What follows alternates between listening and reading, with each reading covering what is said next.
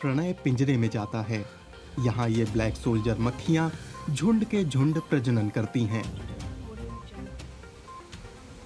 हाइनरिश कात्स जैसे लोग कीट पालकों में सुपरस्टार सरीखे हैं। वे मक्खियों के लार्वा को बड़े और टिकाऊ बिजनेस में तब्दील कर चुके हैं। ये मक्खियां इस काम के लिए आदर्श हैं क्योंकि ये लगभग सब कुछ खाती हैं, ये भी।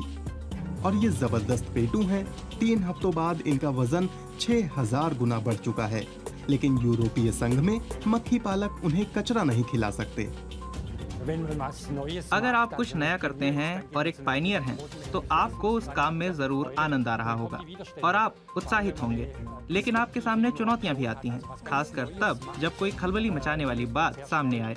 आपको कानूनी बाधाओं का सामना करना पड़ेगा। यूरोप में हम कहते हैं, अगर इसकी अनुमति नहीं तो ये प्रतिबंधित है। ये एक तरह का एहतियाती विचार है। जब भी आप कुछ नया करेंगे तो पता चलेगा यह तो प्रतिबंधित है। यूरोपीय संघ लार्वा की स्वच्छता को लेकर चिंतित है, जो अपने ही खाने और मल में पड़े रहते हैं। कीड़े अपने ही खाने में पड़े रहते हैं, तो आपको सुनिश्चित करना होगा कि वे जिस खाने में पड़े हैं वो और खुद कीड़ों का प्रोटीन दूषित ना हो। ये प्रोटीन अंतिम उत्पाद होता है और इसे ही खाया जाता है।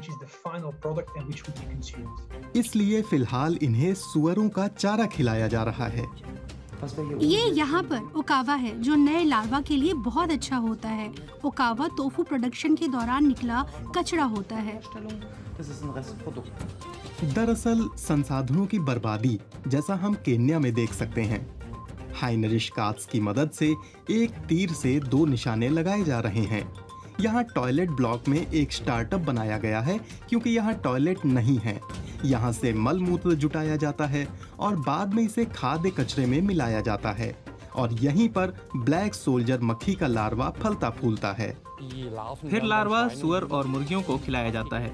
हम ये सिस्टम पिछले कुछ सालों से बिना किसी समस्या के चला रहे हैं और जानवरों के बीमार होने का कोई मामला सामने नहीं आया है। सभी चिंताओं के बावजूद यूरोपीय संघ लार्वा फार्मिंग को बढ़ावा देना चाहता है, जो प्रोटीन और मीट का स्थायी विकल्प हो सकता है। यूरोपीय संघ ने सर्कुलर इकोनॉमी के लिए एक एक्शन प्लान को अपनाया है और हमने फार्म टू फोक रणनीति को अपनाया है, जिसमें हम एक मजबूत और टिकाऊ खाद्य आपूर्ति श्रृंखला विकसित करना चाहते हैं।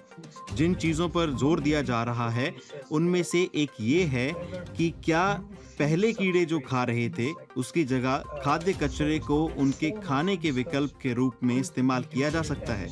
तो ये चिंतन अभी भी जारी है। इस बीच यूरोपीय संघ प्रमाणन के मोर्चे पर पीछे हट रहा है।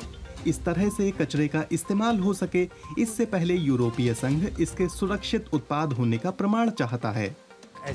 हम जानते हैं कि हमें इसके लिए अनुभव से हासिल सबूतों की जरूरत होगी कि यह सुरक्षित है, लेकिन अभी यह यूरोपीय संघ के साथ संभव नहीं है क्योंकि वे हमें छूट नहीं देंगे, तो हमें ऐसा करने की छूट भी नहीं है। फिर भी इस पर हमारी राय मांगी जा रही है। ऐसे में हम बस आशा कर सकते हैं कि हमें स्थानीय स्तर पर इसके लिए छूट मिलेगी और यूरोपीय संघ हमारे लिए बड़ी समस्या नहीं बनेगा। अभी लार्वा के अंतिम उत्पाद को सिर्फ कुत्तों और मछलियों को ही खिलाया जा सकता है, लेकिन फिर भी लार्वा से आने वाले दिनों में एक बड़ा उद्योग खड़ा हो सकता है।